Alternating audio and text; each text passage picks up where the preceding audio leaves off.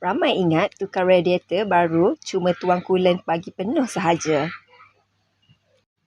Sebenarnya salah, radiator baru wajib buat proses bleeding dengan betul. Bleeding penting untuk keluarkan angin dalam sistem penyujukan enjin. Kalau ada angin terperangkap, enjin boleh cepat panas dan overheat.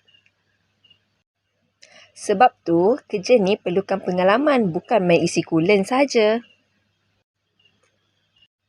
Satu lagi, tukar gear lever bush pun bukan kerja kecil. Untuk banyak model, gearbox perlu diturunkan untuk tukar bush tersebut. Sebab tu, kos dan masa kerja ada sebabnya, bukan suka-suka charge. Nak kerja dibuat betul dan selamat, serahkan pada mekanik berpengalaman.